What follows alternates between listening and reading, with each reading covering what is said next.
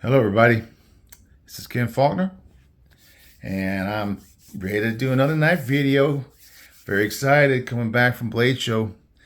Not as many as I bought last time. I think I bought like 12 knives last time I was there, but I got a good group of knives, and I got a tradition, and I've mentioned it before. If you've seen me talk about these guys, Jack Wolf knives, I've historically, one time I didn't buy one at a show, but otherwise they've all been from a show. Um, I just like to go up there and check them out at the show. They always got some, good ones. At the beginning, it was pretty much just the ones that had dropped because they were doing those monthly drops, and they'd always sell out. So you might have one or two in the early days. First year, he just had knives there and it wasn't selling them. But second year, second time at a show, he had that vampire jack that's the one I wanted. So I was all excited about it. And ever since then, it's just like, I don't know, it's just something I look forward to when I go to a show. Go talk to Ben. I've like met him in the lobby of the hotel, just kind of ran into him, really, not met him. But he was having breakfast. We sat down and had breakfast one day, another show, saw him before he headed into the booth and stuff like that. But this year, just like every other year, except they had more selection. It's not like going to a concept table though, or something, or a Bostede or Wee Civivi. They just got knife after knife after knife. They have a few, and I was definitely planning on picking up the Primo Jack. I've really been enjoying his knives with the. I can't get it to go. Anyway, his locking knives. So I was looking for the Primo, but they had one that was cool because it has the abalone. I'd seen the abalone before, but this one had like kind of like a reddish resin or something to it. And so it wasn't quite what I was looking for. And that was the only option at the show. But then I saw this one. And I guess this one must have just dropped a little while ago because I've seen some of the bigger channels showing them. Ben's really good about getting out his stuff to the channels and having people do videos right before the drops. It's great. So the Diamondback Jack, I had not even seen it or not even heard of it when I went to the show. But, I picked up both of them, checked them out, looked at them, and this is the one that stole my heart for the show. It's very cool. The Diamondback Jack.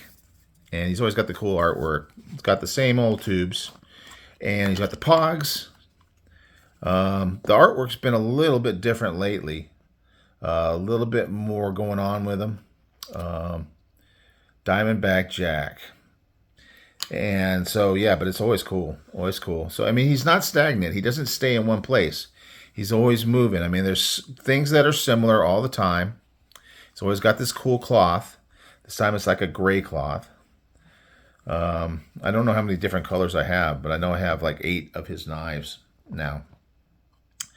So, anyway, that's the knife. Now, this knife isn't as blingy or shiny or crazy as the other one, but I really, really like this copper carbon fiber on here. I forget what the name of it was, and whoa, totally knocked over the tube.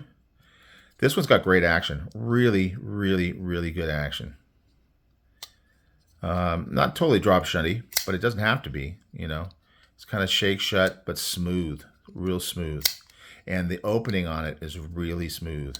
It's got this little, it's kind of like a long pull, but it's kind of a shorter version of a long pull on there. And it's just right in the right place. Gives you lots of leverage. It just pops out really well. And then it's got the front flipper.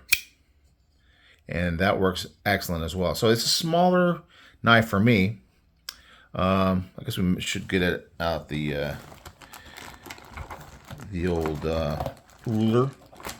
When I say old ruler, this reminds me of when I was a kid, and that was a long time ago, like something you'd have in school. So we're talking about a 3-inch, 3 3 3/8 overall blade. And so the cutting edge is more like 2 7/8, and the handle is like 4 inches, and the overall is about 7 3/8. So yeah, like that old school ruler. It's even got that metal part on it. You remember that? It's probably just so you can draw along it or something. But these are cool, man. They last forever. Diamondback Jack S90V. He's carrying on with that steel. It's a really good steel. Hang on a second. I'm gonna get something to cut. All right, guys. So I need to cut more paper because I got another catalog, the 2025 catalog now, and I'm still working on the 2022 calendar, I think, or not calendar, 2022 catalog from Spyderco. And they're humongous catalogs because they got so many different knives. We got the little native here, and we're seeing the military model. And if I don't start cutting more stuff, I'm never gonna, because I keep getting new catalogs every year, and I know this thing's gonna cut because I've already carried it and I cut some today, and it just sharp. When I first looked at it, just looking at it like this, just look at it. It looks like it's a flat grind, but then you feel it and you can feel the hollow. And it's very tall for Jack Wolf. So it's a gradual hollow grind. But, yep, it just cuts like a dream. As you would expect, that S90V steel is awesome. And I was going to get the flash. I don't know if the flashlight will make it pop any more than it already does. Can you see that the copper flecks in there? It just really looks cool. I mean, just the pattern of the carbon fiber is excellent, but then that copper in there is just amazing. So it's got a great look. I mean, it's a little more subdued than some of the other ones. I've kind of grown into some of the more colorful stuff, but I still like this kind of earthy kind of, you know, that kind of stuff. So very cool knife. I really like it. I'm gonna get some size comparisons here. I already brought out the Bionic Jack. I hope I got that right. Now I thought that the Diamondback was much longer than this, but look, they look about the same size. Obviously, this has that that clip point type style. And then you look at the pull on it too. Very similar. I don't know. It's just, I guess it's just the blade shape makes it a different kind of feel. This almost has a little bit of a hawkbill look to it. Like it just drops, like the tip just drops a little bit lower from the pivot down. Just a little bit. Just a very slight hawkbill. Speaking of hawkbill, and another snake knife, I got my copperhead from Concept Knives, and you can see, I know that's not as popular of a knife, but it's a nice big blade like that, and it has that same kind of subtle. This one's a little more obvious, that the hawkbill on that one, but I still see it here, and I really like it. And then maybe a couple more knives that are a little bit more common that everybody knows. The Benchmade Bug Out and the Paramilitary 2. And you can see it's not that much smaller than the Paramilitary 2, so it's a decent sized knife. Definitely good EDC size, a little bit longer than the Bug Out, but pretty close. Almost that same size. The handle's definitely good. I like that little swell in the back. A friend of mine at work saw it. He's been watching some of my videos, and he said, yeah, I love that shape.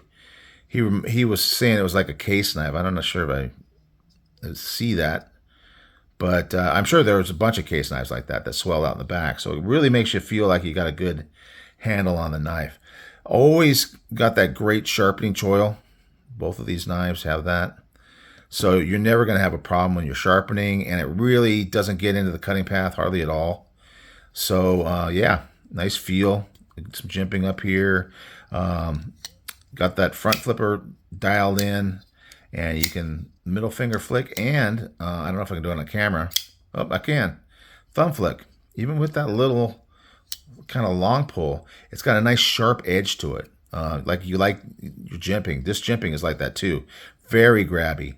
So it doesn't look like much, but that corner just grabs your finger.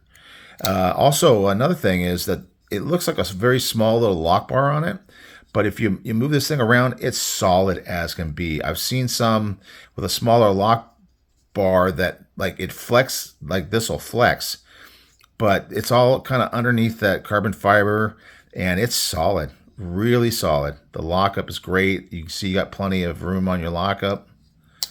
Let's get that out again. Plenty of room on that lockup. Yeah, so I'm super excited. Another mission accomplished. Picking up a Jack Wolf knives at a blade show. Got the one coming up in Atlanta. Who knows what I'll get next time? I'm excited. Still waiting for the tickets to go on sale. If you're like me, you're checking your emails. You should get on the email list, because last year I know that email went out for the ticket sales before you saw it on the website. So if you are looking to get tickets for Blade Show and you want to jump on those early birds, make sure you get on to their website and sign up for the email. That's my recommendation, because it makes it so much easier to be first in, get those tickets before they sell out, because definitely early birds go fast in Atlanta, so you want to pick those up. All right, guys, that's it for tonight. We got the eighth Jack Wolf in my collection, the Diamondback, maybe one of my favorites. I really like that blade shape. I like that handle. I like this clip. A little different, right? Is it the same? Similar. Very similar, but just different color. It looks really nice, though. Just a overall great package, and Jack Wolf knocked it out of the park once again.